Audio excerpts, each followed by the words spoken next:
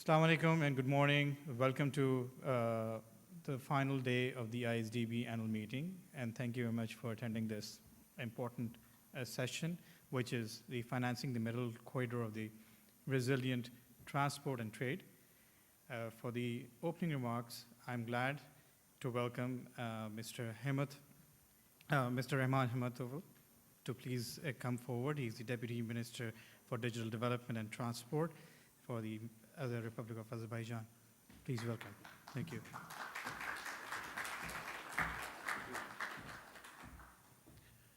Good morning, ladies and gentlemen. It's a great pleasure for me to welcome you to this important discussion. I would like to express my sincere appreciation to Islamic Development Bank Group for organizing this event. Today, resilient connectivity is no longer simply a transport issue. It has become a strategic prerequisite for economic growth, trade diversification, supply chain security, and regional integration. In recent years, geopolitical developments, disruptions in global supply chains, and growing trade flows between Asia and Europe have demonstrated the importance of having efficient, reliable, and diversified transport routes. In this context, the Middle Corridor has emerged as one of the most promising connectivity initiatives linking East and West. The Middle Corridor provides a shorter and more resilient alternative for intercontinental trade. More importantly, it serves as a platform for economic cooperation, regional integration, and sustainable development. As a country located at the heart of this route, Azerbaijan has consistently invested in strengthening the corridor's infrastructure and operational efficiency. Over the past decades, significant resources have been allocated to the modernization of railways, ports, highways, and logistic facilities.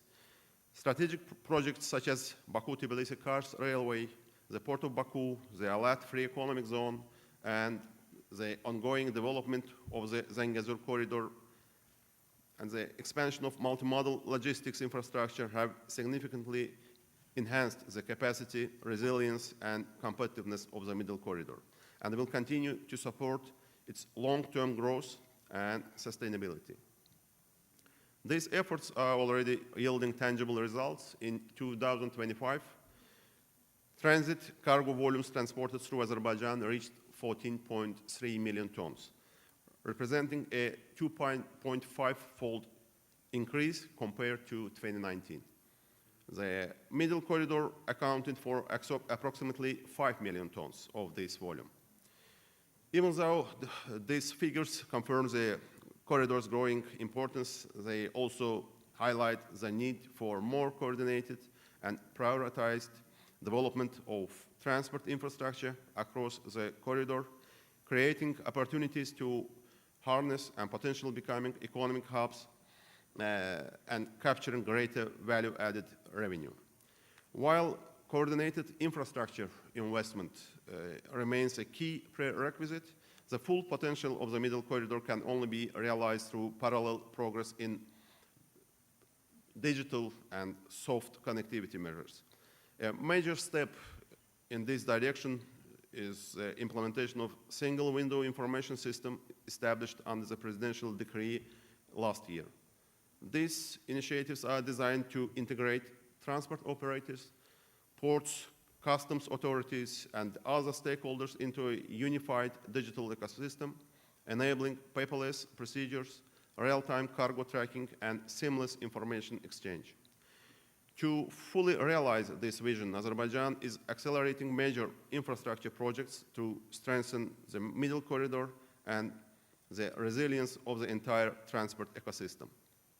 A critical milestone was achieved through the 2025 Washington Declaration, signed with the participation of US President Mr. Trump, which marked an important step toward the establishment of Zangezur Corridor, solidifying it as an indispensable component of regional transport networks with a project annual capacity of 15 million tons.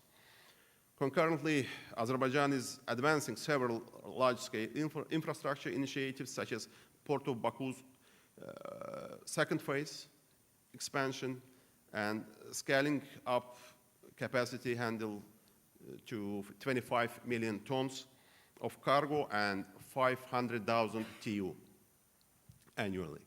Establishing a specialized aviation cluster within the Alat Free Economic Zone, fully electrifying and modernizing national rail networks, and constructing new high-capacity highways and rail links. This infrastructure push has generated tangible international and institutional traction along the Middle Corridor. In this regard, we highly appreciate the role of Islamic Development Bank Group and other multilateral development institutions in supporting sustainable connectivity and regional integration. Their expertise, financing instruments, and ability to mobilize private capital will be essential for transforming strategic transport projects into bankable and commercially valuable investments. I'm confident that today's discussion will contribute to identifying practical solutions, strengthening partnerships, and advancing the shared vision of a more connected and prosperous region. Thank you for your attention. I wish you all participants a productive and successful discussion today. Thank you very much.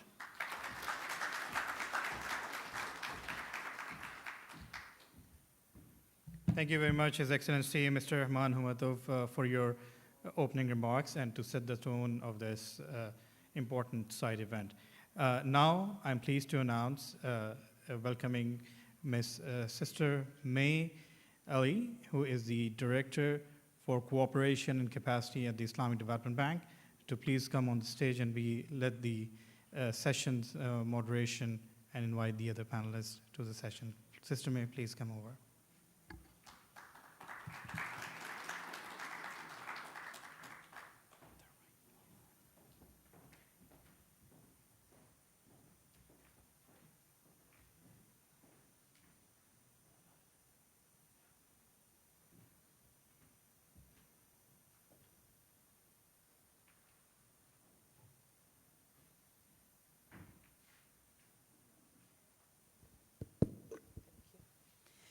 A very good morning to all of you.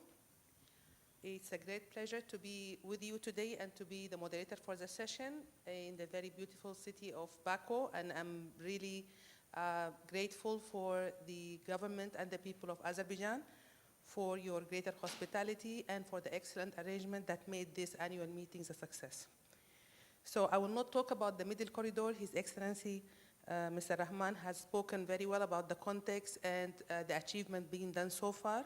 I will just highlight a couple of achievements and some of the gaps that we want to discuss today. So 7 years ago, the corridor carried approximately 800,000 tons annually. Last year, this figure exceeded 4.5 million tons. So it's a 5-fold increase. Transit times have been reduced from over a month to an average of 18 days, with the fastest trains completing the journey in at as little as 11 days. So these are significant achievements. On the other hand, we see that there are some challenges that we are facing, and still the corridor remains below its full potential. So looking at the trading between Central Asia and Caucasus region, they are trading 15 to 20% below their economic potential, and intra-regional trade alone lags by approximately 14%, representing billions of dollars in unrealized economic activities. And these gaps are due to 3 interconnected bottlenecks that continue to constrain growth. Physical infrastructure gaps, including port capacity limitations and insufficient rolling stock, digital fragmentation due to the absence of common data standards, and trade finance constraints, particularly for SMEs, where access to finance remains limited. So looking ahead, the estimates showed that developing the Middle Corridor infrastructure will require approximately $28 billion over the next 15 years. So indeed, This should not be viewed simply as a cost, but it's an investment in a resilience, economic diversification, and shared prosperity across the region. So the key question before us today is how to unlock this financing and accelerate implementation, not only from a physical infrastructure perspective, but also from a holistic connectivity perspective. So I'm honored today to have with me a distinguished panel that is going to have the conversation addressing the corridor's investment needs, what is required more than public sector leadership, strong private sector engagement, innovative financing solutions, and enhanced regional coordination. So allow me to briefly introduce our panelists today.